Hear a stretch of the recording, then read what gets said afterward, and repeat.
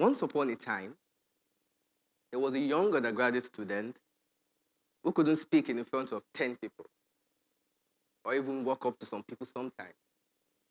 It got worse that there were times he was taking past his bus stop because he didn't have the courage to tell the driver, oh wow, which means stop, let me alight. I'm sure some of us here can share this experience because total care therapy tells us that 75% of people experience their first stage fright anxiety before the age of 18. And we confirm that. I'm this individual, and look at me here today. Volunteering brought me to the person that is able to stand in front of you and speak. Rising to the zenith of the American society was a young president who unfortunately spent 2 years in office, but according to C-SPAN presidential survey, is ranked as the 8th best American president of all time. While we dig into the history of this president, we saw that he was involved in a lot of union activities in his undergraduate, and also with ISEC, a youth-led organization that allows people to gain leadership experiences by volunteering in their environment and in other countries. One of the skills that made this president stand out was his public persuasion. He was able to persuade the American public and also the civil service to work together to achieve his goals that he had plans for them. What's the common theme between my story and the story of President J.F. Kennedy? Is volunteering. A volunteer is someone who gives his unpaid time to improve the lives of people around them. Sometimes these experiences are shared by organizations who have goals. It could be ISEC, it could be JCI, or even the United Nations. Goals are how these organizations are able to measure, are we successful at the end of the day? As a participant in these volunteer experiences, you shouldn't only share the goals of this organization. You should have your own personal goal to develop yourself. As a serial volunteer, over the years, I've seen that there are some hidden gems in volunteering that people tend to miss. And from these hidden gems, having your goals in hand would help you achieve this hidden gem. So a way that I've been able to achieve this hidden gem and continuously achieving, and also from other people, is through 7 proven steps. But before I share those steps with us today, I would just like to ask us, how many of us have volunteered for one thing before or the other and we're unpaid? Okay, a number of us. Thank you. You can drop your hand. Step 1, you need to decide to volunteer. I mean, for you to get these gems, your foot has to be at the door.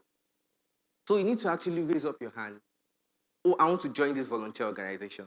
I want to be the leader in this class project. Here, you are able to achieve the goal with the organization. Sometimes you might not really understand what's going on with the project. Just be there and ask questions. Trust me, along the way, you will understand. So while you're in this volunteer role, the next thing is to align the volunteer experiences to your goal. Because I said you need to have goals. If at this time you don't have goals, you need to actually pick out the pen and paper and write down this goal. Sometimes your goal might be very big, or sometimes it might be as focused as being on the marketing team of Apple because you like the way they showcase their new iPhone releases. It's fine, you all have those goals. But then aligning your goals, aligning the volunteer experience with your goals would help you pick up roles that would help you achieve the skills needed to take you to where you want to be. Now, in my early days at ISEC, they put us in 2 departments. So after 4 months, we'll pick a department. So I was working in both departments, trying to look at the one that would suit me based on the goals I wanted to achieve. The departments were marketing and incoming operations. Eventually, I went with incoming operations because I wanted to build my public speaking, me being able to approach people and tell a bus driver that, oh wow.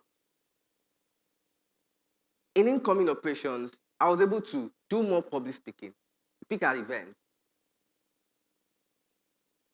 In incoming operations, I was able to, part of more speaking that I did was at this event here, that we were telling young school leavers about finance, even though I was not a finance major student. Now the next skill or step is you have to apply yourself to this volunteer role. It's unpaid, so no one will beat you or hold you if you're not applying yourself. But one of my mentors has this thing that volunteering is like a river. And what you take to the river is what you get out of it.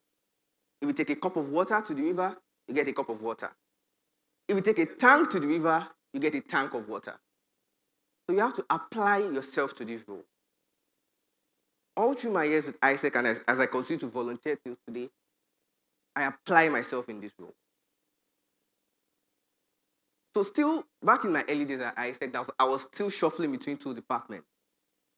In my marketing role, I really applied myself to that role, even though eventually I knew I won't be there for long. I rose up to a team lead. They didn't even want to release me eventually because I was a key member. And some of the skills I learned there really helped me and continue to help me even in my job at Flutterwave today. This takes me to my next step. Apply for higher volunteer role. Once you get to a role, you've done a role for a while, you've achieved all the skills needed in that role. You need to look upward. I've achieved this. I've ticked this off my checklist. What next can I do? So you need to look out for those roles. If they are not available, ask for those roles. Still in my ISEC journey, after I saw that I've learned everything or gained the skills I needed to gain in my incoming operations role, I started looking out for other roles. Then I applied for a vice president of delegate experience at the conference. It was a new ballgame. Here I was able to learn on-the-go problem solving because problems were coming left, right, center. Here I was able to learn managing of teams and other things, which continue to help me today. Now, when you're in a space with various people, there are some people that come together and all. Various set of people come together, people that are your peers, people that are higher up. Then you have to network with them. So as you're in this space, network with your peers and network with your higher ups. The higher ups in the sense that these are people that have seen your skills for free, real time. And they can stick their neck in the line for you. This is how I got my first 2 jobs post-graduation because of networks I made for my volunteering space. And the mistake people do is that they network with only the higher ups, but also network with your peers. They are in that space because they are driven individual as you. And as you go in your career, believe me, they are also growing. Then you have a lot of people that are going at the same pace as you. Then you might be, it's fun when you are doing a lot of this impact in volunteering. There's this joy that comes with it eventually. After completing a project, helping some people, there's a joy that comes with it. So you can be consumed or you might feel just in the bubble of it. But you need to always reflect on these professional goals that you want to achieve. This brings me to my next step of knowing when to pause. You need to pause, reflect on these goals. During my time at ISEC, there was a time I took a pause to go take an internship. When I got the internship at the bank and I'm settled, I went back to my volunteering a month after because the internship then aligned with my goals. And it was one of the best decisions I've taken in my life. So this brings me to my final step. Volunteering is a lifelong journey. It's not something you just do in school because, okay, they say volunteering is good. No, you do it continuously, even till you die.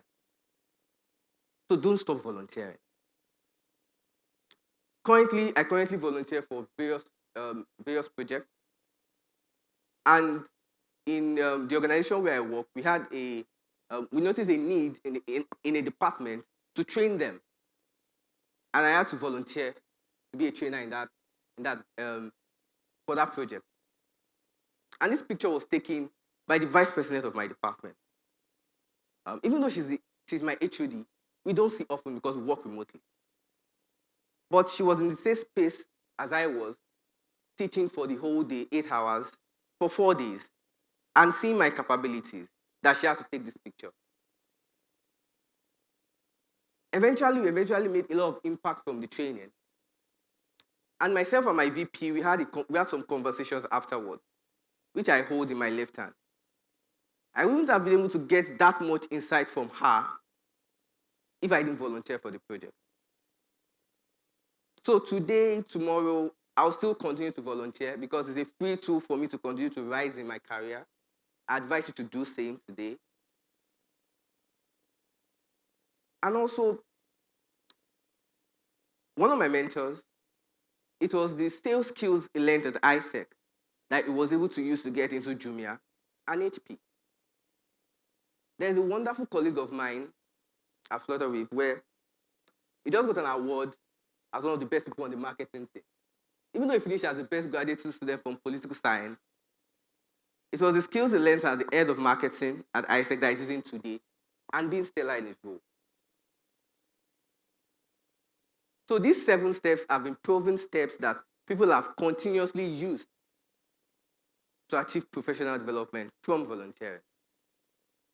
So before I leave you today, I just want to be sure that you got the 7 steps so that you can also apply them. So we'll say it together. Step 1, decide to volunteer. Step 2, align your volunteer experiences to your goals. Step 3, apply yourself to your volunteer roles. Step 4, apply for higher volunteer roles. Step 5, networking. Step 6, know when to pause. Step 7, don't stop volunteering. I hope when next I see some of us that our hands were down, you will tell me that I did volunteer and I got a gem out of it. Thank you.